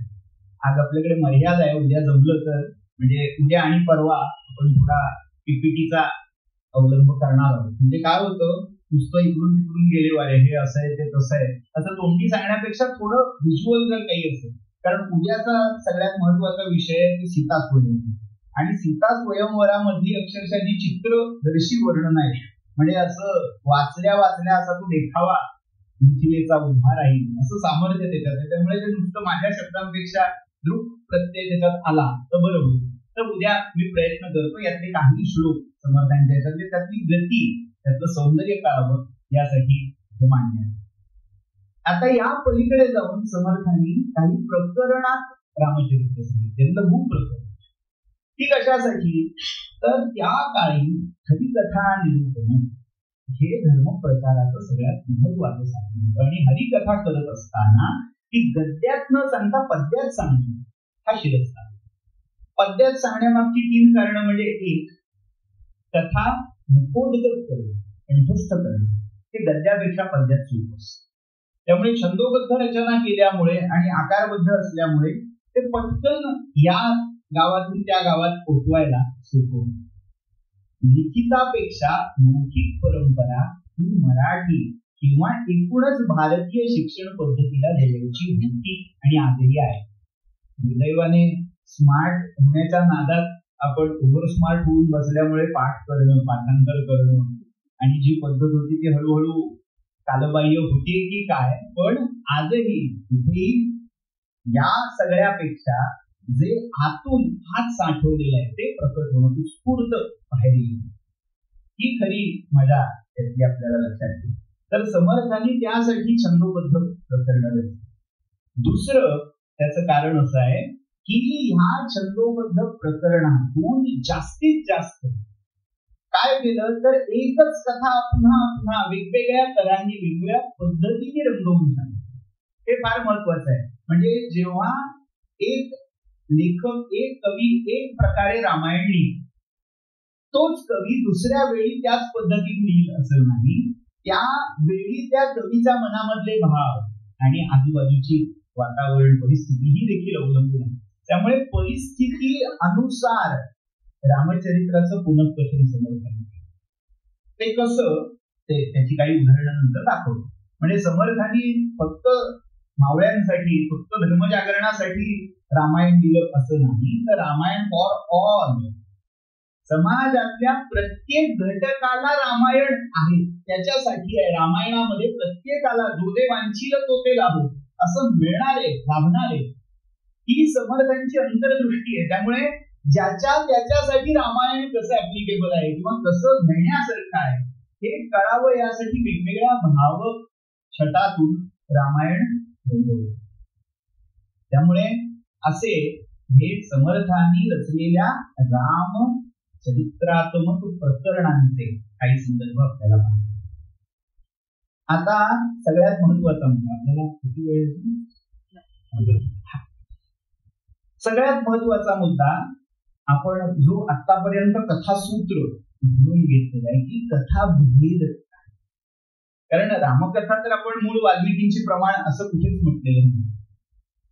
ऐतिहासिक दृष्ट्या प्राचीनतम म्हणून आपण वाल्मिकी जरूर मानतो, पण प्रत्येक ग्रंथकारांनी त्याच्यामध्ये आपापल्या परीने भेद सांगितले. मग कोणी कल्पभेद म्हणतंय, कोणी कथाभेद म्हणतंय, किंवा कोणी तो काव्यभेद म्हणूनही त्याचं जस्टिफिकेशन. हा सगळा महत्वाचा रामायणाच्या वृक्ष विस्ताराचा शाखा पल्लवांचा भाग. आणि जो महाराष्ट्रामध्ये आपण पाहिला मागच्या वेळी की कशा कथा महाराष्ट्रात वेगळ्या झाल्या, कशा बदलल्या. म्हणजे जर आपण असं एक फॅमिली ट्री केलं रामायणाचं, तर कुठली कथा, कुठला प्रसंग कोणत्या प्रांतातल्या रामकथेत ऍड होतो, वेगळा होतो, असं छान व्हर्च्युअल आपल्याला त्याचा प्रवास नक्की करता येईल. तर आपण आतापर्यंत ते बघितलं होतं की भावार्थ रामायणामध्ये मूळ रामायणात न सापडणारी अशी काही आख्यानं पाहिली. मग श्रीधर स्वामींनी काय घेतलंय ते पाहिलं. मग आता प्रश्न असा येतो की समर्थांनी कोणतं, समर्थांनी असे काही भेद सांगितले. तर समर्थांनी खरं तर मूळच्या वाल्मिकी आणि दुसरं अध्यात्म या दोन कथांना प्राधान्य दिलेलं आहे. जिथे अध्यात्म रामायणातला प्रसंग त्यांना आवश्यक वाटतो तिथे ते अध्यात्म रामायण घेतात, आणि जिथे आवश्यक आहे तिथे वाल्मिकी रामायण. पण असं असलं तरीही एक प्रादेशिक प्रभाव, लोककथांचा प्रभाव हा देखील समर्थांनी तितका स्वीकारलेला आहे. याची काही उदाहरणं आपल्याला दाखवत आहेत. म्हणजे आपण जसं नाथांच्याही कथेमध्ये पाहिलं होतं की रामवरदायिनीचं आख्यान, तुळजाभवानी किंवा येमाई, येडाई या सगळ्या महाराष्ट्रातल्या किमान 4 तरी देव्या अशा आहेत की ज्यांचा संबंध रामाला आशीर्वाद देणाऱ्या किंवा रामाला मार्ग देणाऱ्या त्या कुमारिकेशी जोडलेला आहे. मग काहींच्या मध्ये ती कुमारी आदी कुमारी आहे, काहींच्या मध्ये ती शिवपत्नी सती आहे जी नंतर शापभ्रष्ट झाली. तर समर्थांनीही आपल्या तुळजाभवानी स्तोत्रामध्ये या प्रसंगाचा उल्लेख केला की जेव्हा रामराया वनवासामध्ये सीतेला शोधतायत तेव्हा ती आदी कुमारी प्रकट झाली आणि मुळी रामवरदायिनी रामदास ध्यातो असं म्हणून तिचंही अभिवादन करायला समर्थ होते. हा एक कथाभेद आपल्याला दिसतो. आता त्यातल्या या बहुतांश ज्या लोककथा आहेत त्या स्थलपुराण किंवा लौकिक ग्राम्य अशा कथांच्या प्रभावातूनही समर्थन मिळतो. एक कथा उदाहरण म्हणजे आत्ताच ते काल परवा दोन प्रसिद्ध अभिनेत्रींनी याच्यावर बोलल्याचं मला पाहण्यात आलं, रील आलं. समर्थांच्या गाथ्यामधून घेतलेलं हे प्रकरण आहे. प्रकरण असं आहे, प्रसंग असा आहे की हनुमंत आपल्या सगळ्या वानर दळाला आणि अर्थात राम लक्ष्मण सीता यांना घेऊन पुष्पक विमानातून लंकेहून अयोध्येला परत. आणि येता येता वाटेत अर्थात किष्किंधा लागले. त्यावेळी माता जानकीने आज्ञा केली आहे की मला सगळ्या वानर स्त्रियांना बरोबर घ्यायचं आणि यांना घेऊन मला त्यांच्या समवेत राज्याभिषेकाला उपस्थित राहायचं. म्हणजे तो सोहळा मला एकट्याने नाही बघायचा आहे. ज्यांनी आपल्या पतींचं बलिदान द्यायलाही कुठे मागे पुढे पाहिलं नाही माझ्यासाठी, मला सोडवण्यासाठी, त्यांचाही सहभाग मला अपेक्षित आहे. म्हणजे या छोट्या छोट्या गोष्टी आहेत समर्थांनी ह्या कशासाठी घेतल्या असाव्या असा एक अड्डरकरून उपस्थित होतो की रामकथेतलं केवळ विरोचित असं नाही तर त्यातलं ते हळुवारपण ज्ञानेश्वर माऊलींना अपेक्षित आहे ना, ते चकोर तलगे ते हळुवारपण पण समर्थक जागोजागी ठेवतात. तसं हे प्रकरण आहे. तर काय झालं, सीतेच्या आज्ञेवरून ते विमान किष्किंधेमध्ये उतरवलं गेलं. सगळ्या वानर स्त्रिया आल्या. सीता माता बघतायत की अरे ह्याच्यामध्ये एक दिसत नाही, ती म्हणजे मारुतीची माता. कारण बाकी सगळे वानर वगैरे ठीक आहेत पण प्रत्यक्ष मारुतीची आई हिचं दर्शन आपल्याला झालं नाही. त्यावेळेला मारुतीला विचारल्यावर मारुतीला म्हणाले की पर्वतावर बसली, कारण ती तापस वृत्ती धारण करणारी तपस्विनी. आजही हंपीला गेला, तुम्हाला मॅडम आले आहेत, त्यांचं गेल्या आठवड्यात पुस्तक प्रकाशित झालं, खूप छान पुस्तक आहे. तर त्या हंपीला त्या अंजनाद्रीवर आजही ते ठिकाण दाखवलं जातं. जर पाहिलं तर हा सगळा प्रसंग तिथे गेल्यावर डोळ्यासमोर उभा राहील. ते समर्थांनी कसं ओळीबद्ध केलं, इथे ओवी वापरतायत हा, म्हणजे हळुवारपण. आता खरं तर ही ओवी काहींनी म्हटलीये, जात्यावरची ओवी असं काही म्हणतात, आणि या छंदाला अजून एक नाव आहे, अंजनागी. हरिदासी पठडीतला हा छंद. लंकेहुनी अयोध्ये येता, म्हणजे जर चालीत म्हणायचं झालं, सॉरी माझा काही गळा फार गोडबीड नाही, पण पठडी करावी, हरिदासी पद्धतीत कसं म्हटलं जातं ती चाल करावी, एवढा मी थोडा माफक प्रयत्न करणार आहे. लंकेहुनी अयोध्ये येता, राम लक्ष्मण आणि सीता, हनुमंते की अंजनी माता, दाखवी रामा, रामा दाखवी रामा. ओवीतलाच एक उपप्रकार आहे अंजनागी किंवा अंजनी.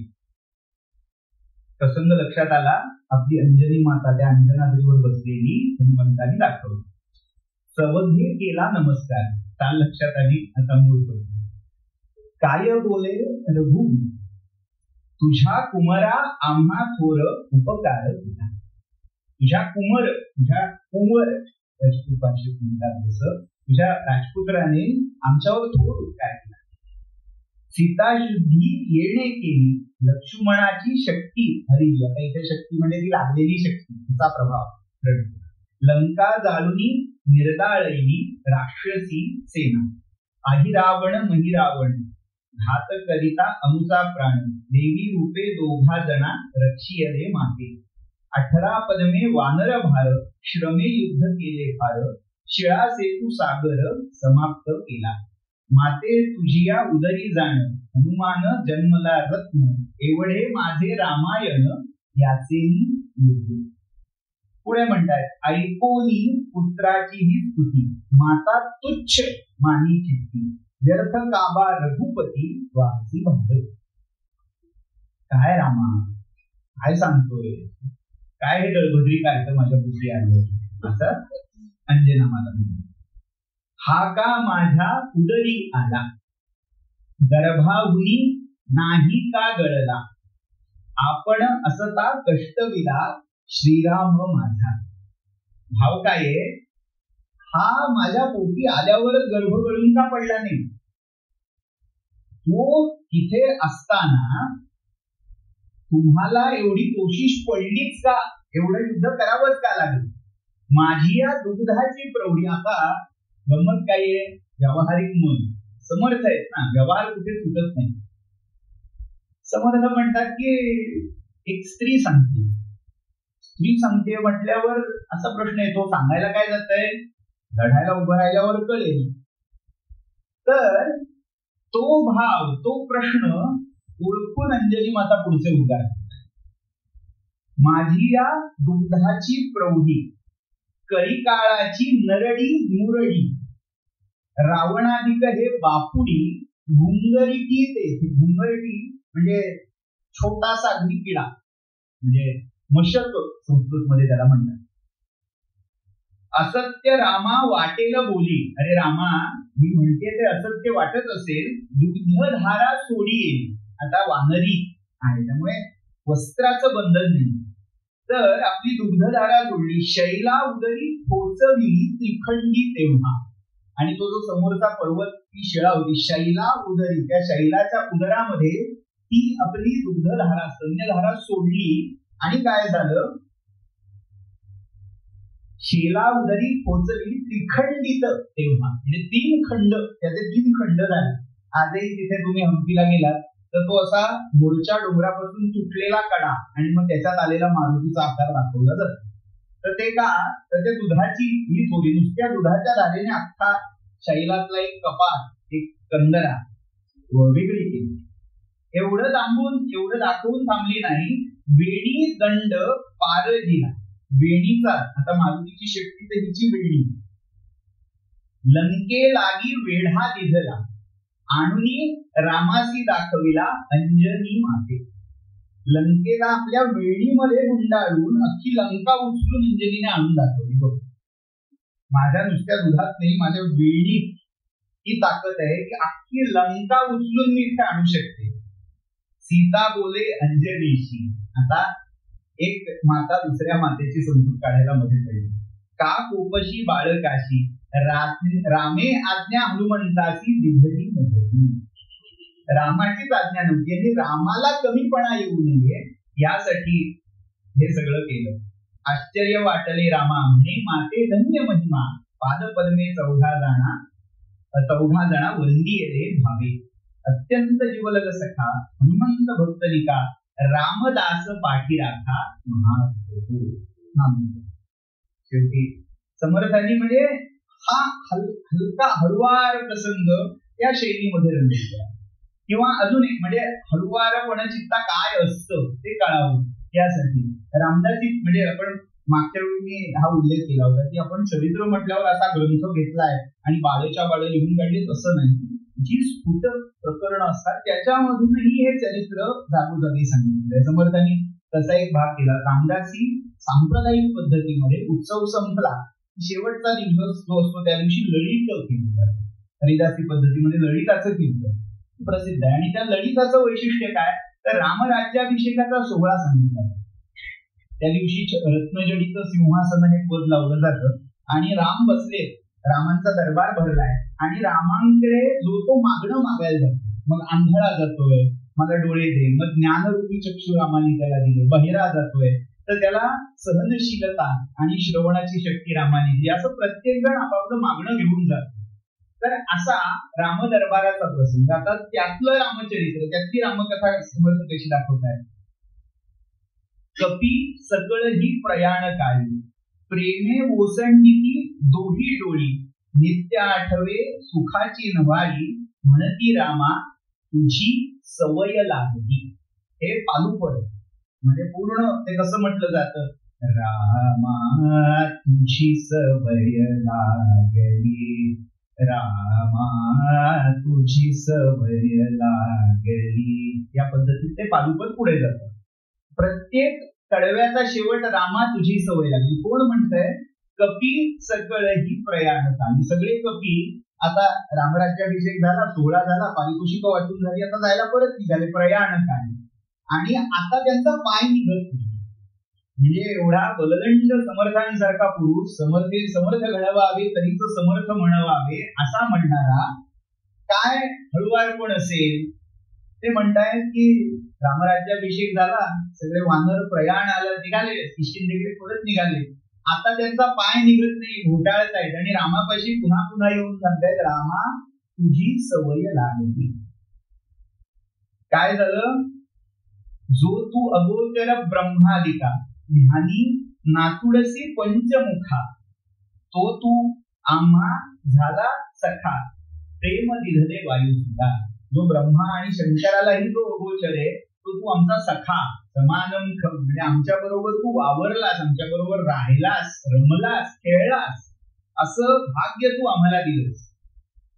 तुझ्या बोळगे सुरांसी नलगे हो ठाऊ आम्ही वानरे निकट उभी राहू. तुझा महिमा असा आहे की देवांनाही समोर उभं राहता येत नाही. देवही अगदी तुझ्या समोर यायला घाबरतात, वचक आहे तुझा. आणि इथे आम्ही तुझ्या अंगाला अंग घासून उभे आहोत. तुझ्या ओळगे सुरांची नलगे हो ठाऊ आम्ही वानरे निकट उभी राहू.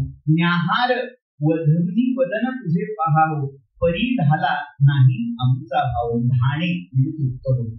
तुला बघून बघून आम्ही नाही झालो, आमची तृप्ती अजून काही होत नाही. आता ते जे उपमा वापरतायत तसं माकडाचा स्वभाव ओळखून उपमा येईल. समर्थांचं सहज आहे. रामा गोड लागती तुझ्या गोष्टी हर्षे गुदगुल्या होती पोटी वाटे धरावी तुझी हनुवटी जणू सापडली चणियाची मुठी. म्हणजे वानराला अप्रूप कसलं तर कोणी मुठभर चणे दिले तर जी गुदगुल्या झाल्यासारखी भावना एक्साइटमेंट वाटेल तशी तुझी हनुवटी धरताना आम्हाला वाटतंय. वानर आहे त्याच्या त्या नैसर्गिक प्रेरणा आहे, पण त्यातूनही कसं काव्य समर्थ मांडताय ते बघा. आलिंगोनी सप्रेमे बोले तुम्ही मद लागी हे कष्ट केले सुखी करोनी सर्व गौरविले रामदासी हनुमंत ठेवले. बाकी सगळ्यांना पाठवून दिलं, फक्त हनुमंताला बरोबर ठेवलं. आणि मग शेवटी ते स्वधामासी जाता रघुराज राजा हनुमंत तो ठेविला याच काजा सदा सर्वदा रामदासाची पावे खरे गानिता ध्यान सोडून धावे. त्याला फक्त आज्ञा केली की सगळे आम्ही जाऊ, पण तू जिथपर्यंत माझं नाम आणि चरित्र आहे तिथपर्यंत इथे राहावंस. तर असं हे वेगवेगळ्या रंगरूपातलं समर्थाने रेखलेलं रामचरित्राचं उदात्त चित्र. समर्थ हे स्वतः उत्तम कीर्तनकार होते. म्हणजे एक दंतकथा सांगतो आणि संपवतो. म्हणजे कसं मूळ कथेकऱ्याला, मूळ कवीलाही मागे टाकणारी दृष्टी समर्थांची होती. अर्थात आता काही लोक दंतकथा म्हणतील, काही लोक प्रक्षिप्त म्हणतील, पण एक प्रसंग म्हणून आणि समर्थांच्या व्यक्तिमत्वातला एक सूक्ष्मदर्शी गुण म्हणून ती उद्धृत करतो आणि सांगतो. प्रसंग असा आहे की समर्थ रामचरित्राचं कीर्तन करायचे, ते रामचरित्र गायचे आणि वेगवेगळ्या ठिकाणी जाऊन ते जेव्हा रामकथा करत तेव्हा प्रत्येक वेळी हनुमंत तिथे असायचे. आजही हा प्रत्येकाचा श्रद्धा भाग आहे, विश्वास असतो की एक घटीभर का होईना मारुती तिथे येतात. तसं जेव्हा एकदा त्यांची कथा सुरू होती तेव्हा प्रत्यक्ष हनुमंत आले आणि नेमका प्रसंग कुठला चालला होता, तर प्रसंग होता अशोकवनी. मारुती बसले शिंशपा नावाच्या वृक्षावर आणि त्या शिंशपा वृक्षावर बसून सीतेकडे पाहतायत आणि त्यांच्या वानर स्वभावाला साजेस आजूबाजूला कुठली कुठली झाडं आहेत, फुलं फळं काय आहेत त्यांचे निरीक्षण करते. आणि होता होता होता एक वर्णन आलं की तिथे शुभ्र करवीर वृक्षे असा पद त्यांनी वापरला. शुभ्र करवीर वृक्षे, करवीर म्हणजे कण्हेरी, पांढऱ्या कण्हेरीची झाडं तिथे होती त्या बागेत. कुठे? अशोकवनी केली. हे त्यांनी सांगितलं आणि बरोबर योगायोग असा की मारुती तेव्हा तिथे यायला आणि हे शुभ्र करवीर वृक्षे हे पद ऐकायला. रामकथा पूर्ण झाली. हनुमंत एकांतात भेटले. समर्थ म्हणाले बाकी सगळं छान झालं, फक्त एक ठिकाणी चुकलंस. हात जोडले. काय म्हणाले? अनुवर्धनाने काय चूक झाली तिथं सांगा. ते म्हणाले नाही, तू शुभ्र करवीर वृक्षे असं म्हणून गेलात बोलण्याच्या ओघात, पण ही शुभ्र नाही, रक्त करवीर वृक्षे अशी होती. आता समर्थ म्हणाले की जे या दासाच्या वाणीत बोलवलंय ते या वाणीचं नाहीये, ते रामाने बोलवलं. म्हणजे समर्थांनी जेव्हा रामकथा केलीये तिथे काय विश्वासाने केली हे फार महत्वाचं आहे. तो प्रसंग आहे की हे बोलवणारा रघुवीर आहे, हे मी सांगत नाही. आणि जारची ते माझ्या मुखातून बोलवलं गेलंय ते खोटं खचित असणार. आता शहनिशा करायची वेळ आली. ते त्यांचा इगो इश्यू आला. मारुती म्हणाले नाही, आता दाखवणारच तू. आणि अर्थात कथा आहे. ते म्हणाले आपण शहनिशा करू. आजही दिले अक्षयी राज्य विभीषणाला, अक्षय राज्य विभीषणाला दिलेलं आहे. चिरंजीव केले जनीदास दोन्हींना, दोन दास चिरंजीव करून ठेवले, एक विभीषण आणि एक हनुमंत. तर विभीषण अजूनही तिथे आहे, लंका अजूनही आहे.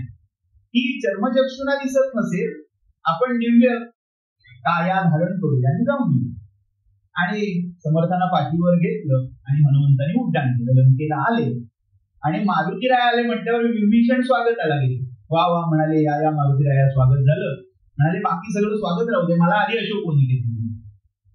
तर समर्थ, मारुती आणि विभीषण असे त्या अशोकवनीमध्ये आले आणि तिथे गेल्यावर विभीषणाला विचारलं, ते मागे तिथे ती कण्हेरीची झाडं होती हो, म्हणाले या दाखवतो.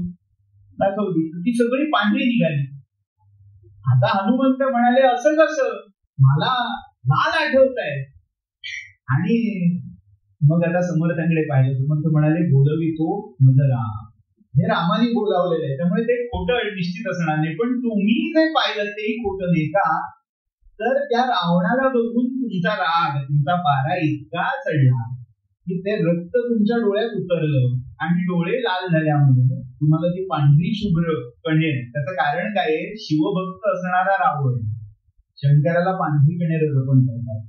त्यामुळे ती कण्हेर त्याच्या बागेत असणं स्वाभाविक होतं, पण तुम्हाला तुमच्या रागीत नजरेमुळे ती लाल दिसली, अशी संतती समर्थाने लावून दिली. अशा अनेक रामकथे संबंधित कथा स्मृती त्या समर्थ चरित्राशी निगडीत आहेत.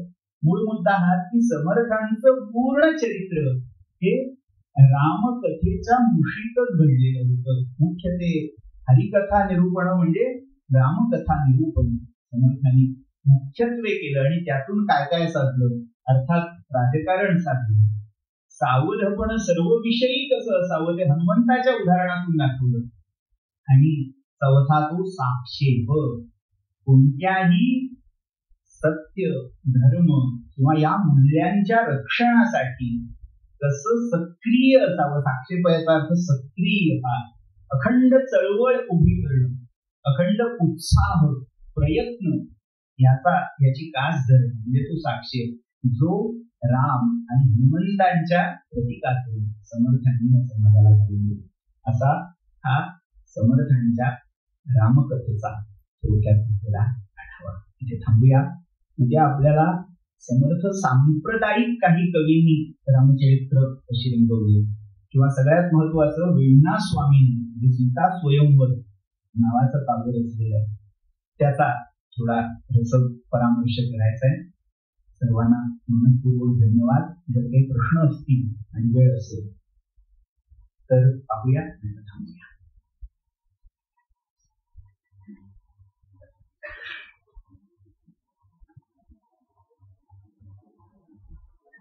त्याला प्राप्त होईल त्याच्यासाठी एक कंचन माला म्हणजे सोन्याची माला जी इंद्राकडून त्याला प्राप्त होती ती त्याच्या गळ्यात असेपर्यंत ती त्याला दिली.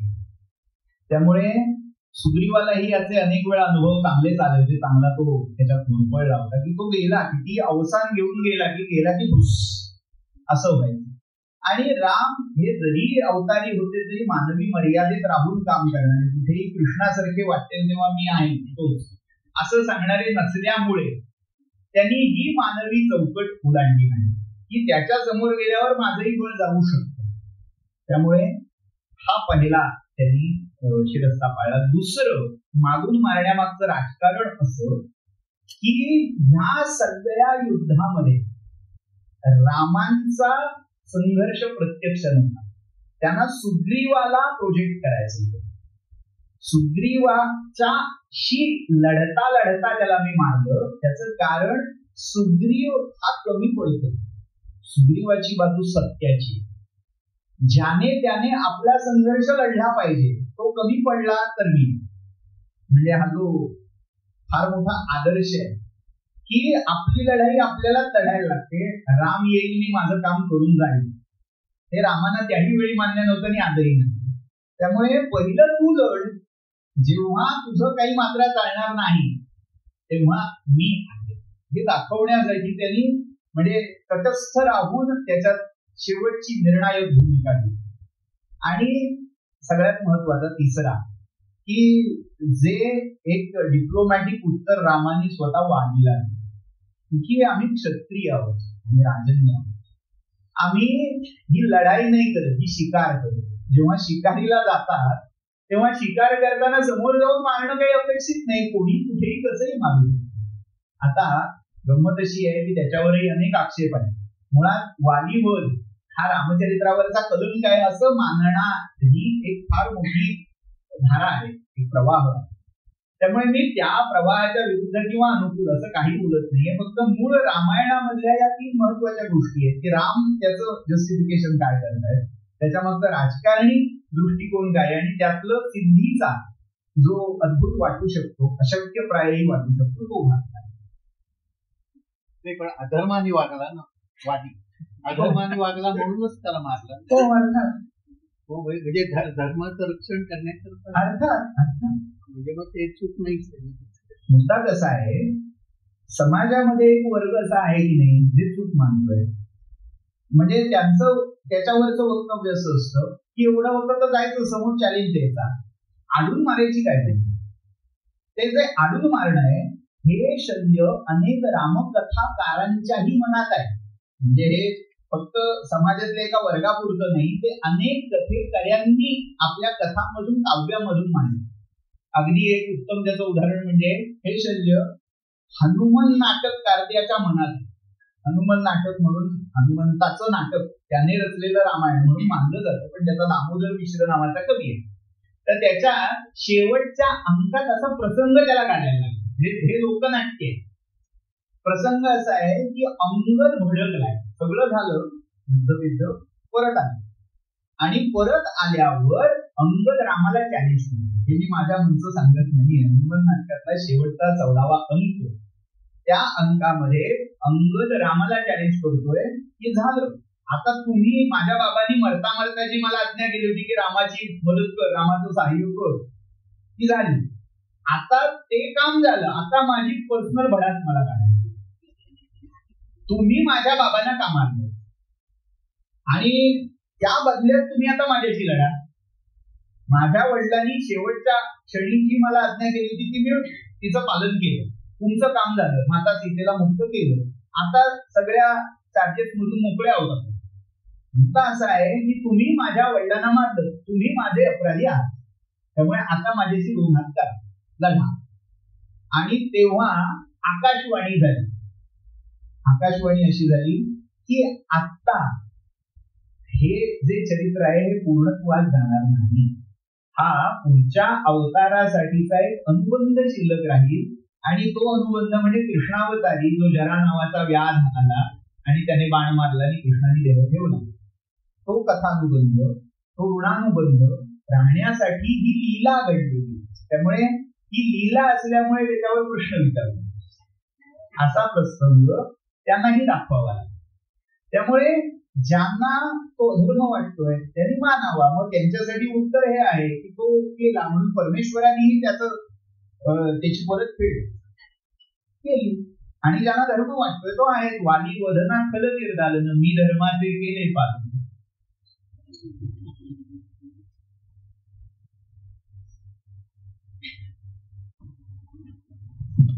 अनेक देश विदेश फिरून आपण आलो रामकथेच्या माध्यमातून.